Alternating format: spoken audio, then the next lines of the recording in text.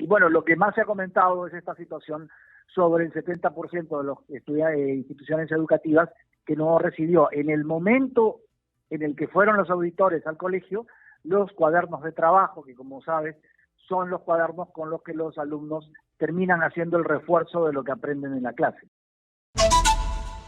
Estamos conectados con Armando Canchaya, vocero de la Contraloría General de la República. Armando, muy buenos días. Acá estamos, Armando. Yo creo que ya te estamos viendo, Armando.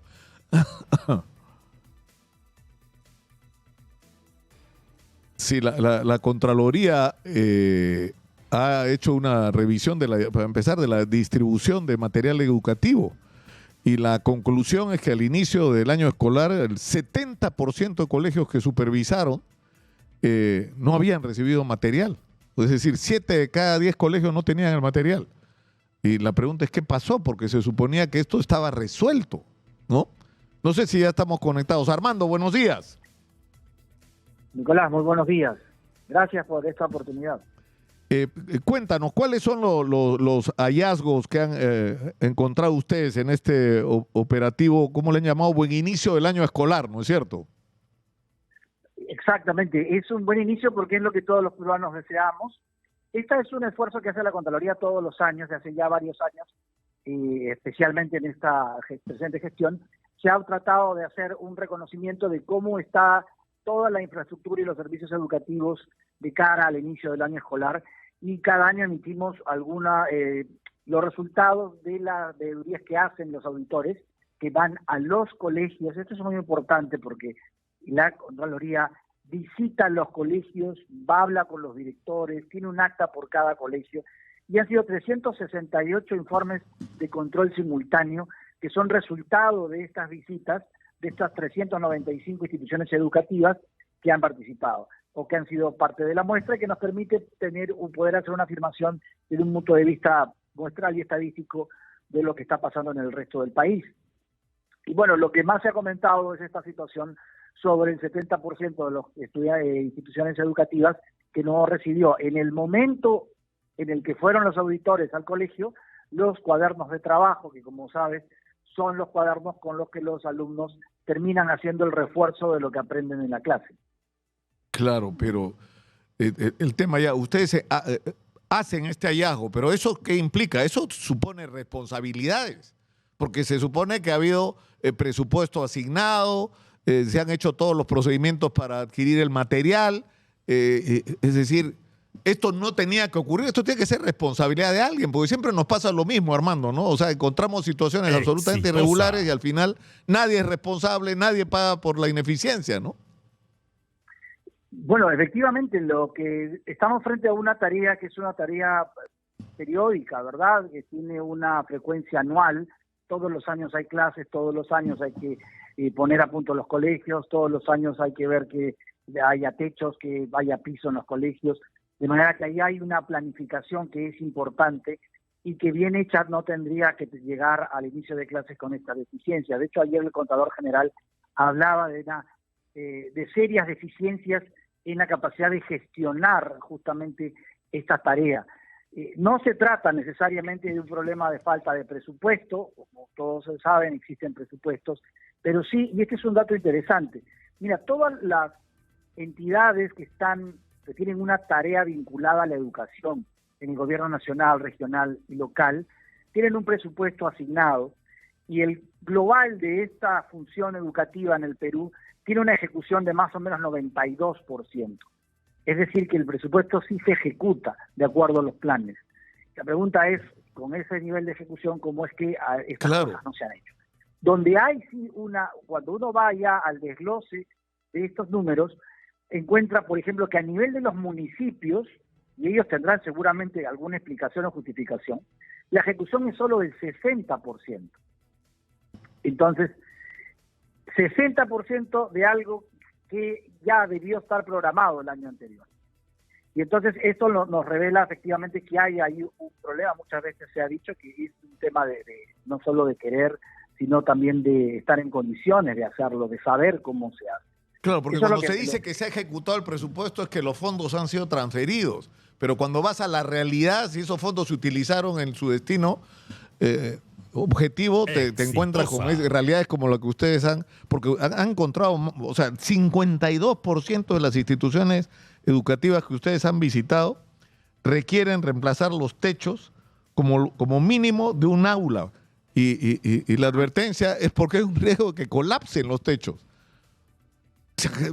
De la mitad de los colegios. Y la mitad necesita cambiar de pisos y también que se arreglen las paredes.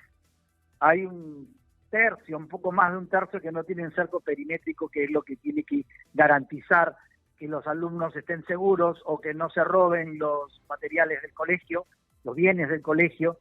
Y claro, todo esto, Nicolás, por ejemplo, ¿por qué la Contraloría observa que debe haber un cerco perimétrico? No porque a la Contraloría le parece, que todo el mundo puede tener sentido común, sino porque la norma emitida por el rector dice que tiene que haber cerco perimétrico. Esa es la tarea. El auditor va y dice, mira, la norma dice que tiene que ser así, y la realidad nos da cuenta de que no es así. Entonces hay que observar para que se corrija. A tu pregunta sobre sanciones, no estamos en esa etapa todavía, Nicolás. Estamos en la etapa de la alerta, y las entidades que han recibido estos informes tienen hasta 45 días para contarle a la Contraloría que ya resolvieron. En el informe ustedes hablan también del tema del mobiliario y las cifras otra vez son sorprendentes, ¿no? 21% de los casos que ustedes visitaron hay insuficiente número de mesas y sillas para los escolares. Es decir, hay más alumnos que mesas y sillas para que se ubiquen para seguir la clase. Incluso hay, por lo que veo acá, en el 17% no hay mesas y sillas para los profesores. O sea que tienes una realidad de que hay instituciones educativas donde los maestros no tienen mesa para trabajar ni silla y que parte de los alumnos tampoco. En 2 de 10 colegios, ¿no? Claro. ¿Y cómo haces ahí? ¿Los chicos se sientan en el suelo? ¿Tienen que compartir una misma silla a 2? Es una realidad difícil. Muchas veces son los propios padres los que tienen que contribuir. De hecho, no tendría que pasar, pero a veces los padres tienen que también comprometerse en estas tareas y para suplir aquello que no se encuentra de manera óptima en el primer día de clases. Y otra vez, es un tema de planificación. Esto se sabe con anticipación. Cuándo comienzan las clases, cuándo terminan las clases. De manera que ahí justamente la alerta va en ese sentido. Claro, ahora de repente una manera de ajustar los controles es no hacerlos al comienzo de clases, sino 60 días antes de que empiecen las clases o 30 días antes de que empiecen las clases, ¿no? Ir y ver cómo están, hacer inspecciones en el colegio, a ver cómo están preparados o no para lo que viene dentro de un mes. Porque el problema es que ahora ya estamos encima del caballo, las clases ya empezaron en estas condiciones, ¿no? Y claro, mira, lo que ha sido este operativo ha comenzado en la quincena de febrero. Es decir, justamente con el tiempo suficiente para que se puedan ir haciendo las correcciones. De hecho, también, Nicolás, estamos hablando las clases han empezado el 11, ¿cierto? Estamos hablando de más o menos 25 días antes del inicio de las clases, cuando ya tendrían que estar las cosas, ¿no? Y es justamente, por ejemplo, con el caso de los cuadernos de trabajo, la Contraloría va al colegio para ver que esté el aula ya dispuesto, porque no se trata de que esté en camino o que lo tenga la UGEL, sino que esté, digámoslo, en el escritorio del director, para que cuando lleguen los chicos el primer día tengan el material y no hay ahí un desfase, que es lo que no se quiere. Claro, el problema es que, y nos ocurre constantemente, Armando, ¿no? Igual que todos los años cuando ustedes dan la cifra de cuánto nos robaron el año anterior, ¿no es cierto? Es decir, la Contraloría cumple la función de poner en evidencia la ineficiencia y cuando corresponda la corrupción. El problema es que esa información tendría que servir para enderezar las cosas, ¿no es cierto? Para sacar a los ineficientes y a los corruptos y para construir un aparato del Estado que esté a la altura de los requerimientos de los ciudadanos. Y la percepción que uno tiene es que eso no ocurre, que es casi, ¿no? Que ustedes están todo el tiempo dando información sobre todo lo que no está funcionando como debería y todas las sospechas de corrupción que hay y la rueda se sigue moviendo. Sin duda, y eso es una cosa que qué importante que lo menciones, porque ahí es donde lo que entra es al proceso, digamos, el mecanismo de sanciones que tiene todo el Estado y que no corresponde a la Contraloría. Estamos hablando de niveles de responsabilidades administrativas que se procesan dentro de la misma entidad. Es decir, son responsabilidades o irregularidades que las tiene que analizar y sancionar la misma entidad. Y entonces puede pasar lo que mencionas. Los ciudadanos ven que aquel funcionario que no hizo una planificación adecuada o que hizo algo indebido, por alguna razón puede seguir trabajando. Mira, la Contraloría ha identificado presuntas responsabilidades el año pasado de más de 9.000 funcionarios en todo el Estado. La pregunta que podríamos hacernos efectivamente es si han recibido la sanción correspondiente. La Contraloría identifica, señala la responsabilidad y en las que son de su competencia, cuando son administrativas graves, sí la sanciona la Contraloría, y de hecho ya hemos sancionado el año pasado. Pero la gran parte de la tarea no está en manos de la sanción no está en las manos de la Contraloría, y esto genera una sensación de impunidad que efectivamente puede decepcionar o defraudar la expectativa de los ciudadanos. Armando, te quiero pedir un favor. Tengo que ir a la pausa y tengo un par de temas sobre los que quiero consultarte. Por favor, mantente conectado. Regresamos en breve, por favor. Estamos con Armando Canchaya de la Contraloría. Regresamos tras la pausa. Esto es Exitosa. Estamos conectados con Armando Canchaya, periodista vocero de la Contraloría General de la República. Nos ha contado la supervisión que han hecho sobre un grupo de instituciones educativas y los hallazgos lamentables que han hecho. Pero hay otros temas, Armando. Ha hecho noticia esta mañana el portal La Encerrona, mostrando los relojes de la presidenta Dina Boluarte. Se supone que son en total 14, han presentado hasta ahora 9, pero el 9º es un reloj Rolex, que según Marcos y Fuentes, su equipo ha logrado conseguir la información de que cuesta aproximadamente $14,000. Es decir, ¿qué pasa si la presidenta no declaró? Ella estaba obligada en primer lugar a declarar si tenía este reloj de lujo o no. Bueno, los altos funcionarios tienen la obligación de hacer la declaración jurada correspondiente al inicio de la gestión y de manera periódica también. Es de ingresos, bienes y rentas. Esa es la obligación que tienen los funcionarios, que, como te digo, es al inicio, de manera periódica, es decir, a cumplirse un aniversario de su ingreso al cargo, y de cierre cuando dejan el cargo también.